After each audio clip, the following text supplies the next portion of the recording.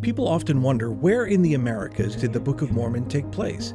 Well, we don't currently know, but the map used for seminary students can give us a great introduction into what the land might have been like. The seminary map for the Book of Mormon is what's called an internal map. This means that there is no intention to demonstrate where in the New World these events actually took place, but instead to look at the relationships between the locations as described in the book itself. This can be a very useful tool when teaching the stories of the Book of Mormon. Let's start with the shape of the land that Mormon describes. In Alma 22, Mormon takes a break from the narrative about a Lamanite king to give a 570-word description of the layout of the lands of his people. Throughout the Book of Mormon, more than 550 verses contain information significant to the geography. So let's explore some references that can give us an overview. Alma 22:32 describes a land northward and a land southward, divided by a small neck of land, in other places referred to as a narrow neck. Southward and northward indicate that these land divisions were toward the north and toward the south. I oriented the map in this direction, but it could be either way. This verse also mentions that the land southward, which contains the lands of Zarahemla and Nephi, was nearly surrounded by water with a west sea and an east sea. Jacob further explains in 2 Nephi 10:20 that the Lord has made the sea our path, and we are upon the isles of the sea. Here he's describing the blessings for those on the isles of the sea referenced by Isaiah and other prophets. But we know that this land was not fully surrounded by water, because of our previous reference. The Bible dictionary helps us to know that anciently, isles referred to islands as we know them, as well as any lands washed by the sea. And so we can begin to draw the shape.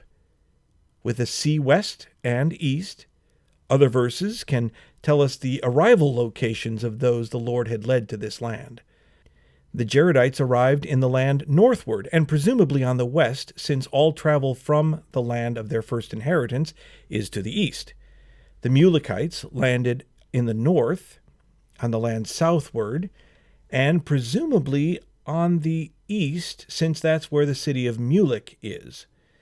Lehi landed in the south of the land southward, and on the west coast of the land. Now let's begin to fill out the shape of the lands. When Mulek arrived in the north, he then went up into the south wilderness. Well, how do you go up into the south? Here it is valuable to look at how the book consistently uses terms like up and down. One goes up to the top of a mountain, or up to Jerusalem, which is on top of a mountain. In the same way, one goes up to the land of Nephi, which must then be located in a highland. And just as one goes down to the foot of a mountain, one goes down to Zarahemla, which is in the Sidon River Valley. So it's valuable to think of up and down, and even over into. Just for fun, let's explore a few more features.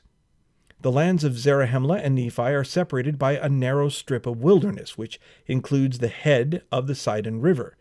The narrow neck includes a very strategically important geographical feature, referred to as the narrow pass.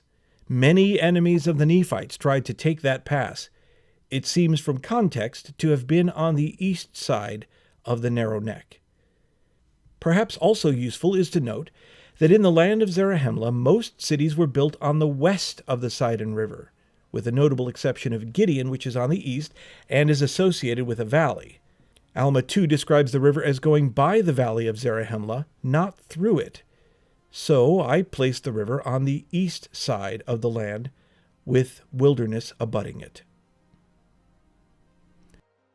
Distance are another thing worth examining, but we're limited in what we can discover, since the only measurements of distance we have from the record are days traveled. Even when we have specific days, like 3 days, how does that translate to distance? Someone searching for a land can take much longer to travel to it than someone who knows the way. Is the traveler walking across a flat plain or treacherous mountains? Are they alone, with family and children and flocks, or being chased by an enemy? All of these things can have serious impact on travel time and therefore distance. So this map does not get too caught up in distances as a result. There are so many more features to explore, but I hope this can help.